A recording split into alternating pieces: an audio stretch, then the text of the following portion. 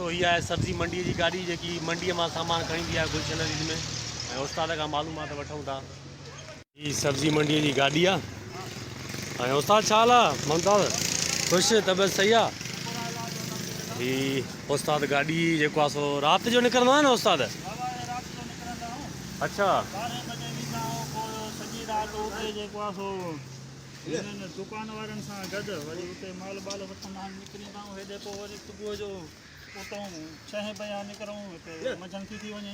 अच्छा अच्छा ही रात जो माना तव्हां निकिरो था ख़रीदारी कनि था? रात जो निकिरूं। भई माल सॼो ही पियो आहे सम्झ में नथो अचे ॻाल्हि त कीअं मिक्स न थींदो हूंदो?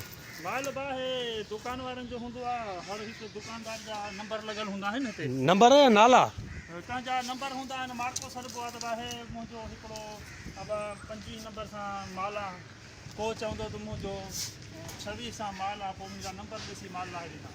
अच्छा ही सॼो माल दोस्तों ॾिसो हे नालो लिखियलु अथव तव्हांजो हे छा आहे लिखियलु उस्ताद? ख़ालिद ख़ान से ख़ालिद लिखियलु आहे। ख़ालिद लिखियलु आहे। हे वरी 80 नंबर लिखियलु अथव।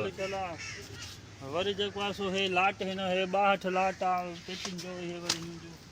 अच्छा अच्छा उन लाट सां ही पोइ उते ई गाॾी बीहंदी आहे या हर जॻह ते वेंदी आहे दुकाननि ते? हे गाॾी हिकिड़े हंधि पेटी हूंदी आहे। अच्छा पोइ हिननि जो माल उतां मज़ूर खणी ईंदा आहिनि वरी हिते गाॾीअ ते ॿियो मज़ूर आहे जेको माल लॻाईंदो आहे हिकिड़े माण्हूअ जो।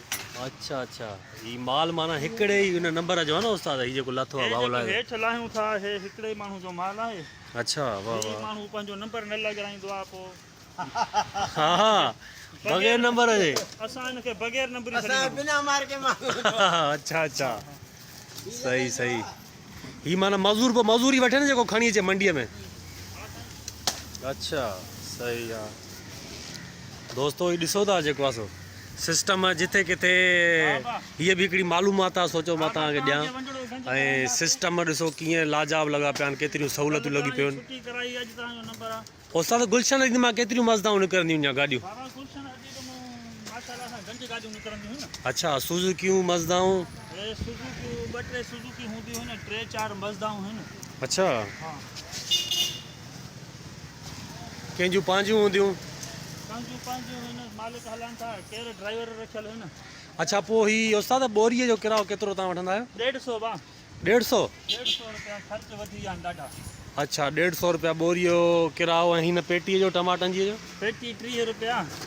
30 रुपया पेटी? 20 रुपया हिन थेलीअ जो किरायो वठंदा। थेली मतिलबु जीअं ही आहे लौकी ऐं भिंडियूं? थेली 10 किलो जी थेली हूंदो आहे। अच्छा 10-15 भी थी सके तो? 10 किलो 15 किलो तो जेको आहे 20 रुपया असांखे थेली ॾींदा।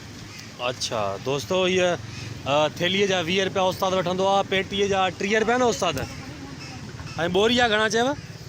बोरीअ जो 150 आहे कटो आहे आलूअ जो हिन जो 80 रुपया।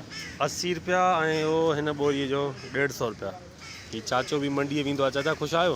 वाह वाह ॾिसो बुज़ुर्ग आहे वीचारो रोज़ी करे थो। हेॾां ही भाऊ माल लाहे थो होॾां फ़क़ीर बीठा आहिनि खीरा दर्शन लाइ। हाँ ही उस्ताद जो ही भाऊ जेको सामान लाहे थो वेठी वियो आहे। ऐं हीअ असां गुलशन ईद में बीठा आहियूं। मालूमात तव्हांखे ॾिनीसीं। उमेद है तव्हांखे पसंदि ईंदो हीअ मालूमात।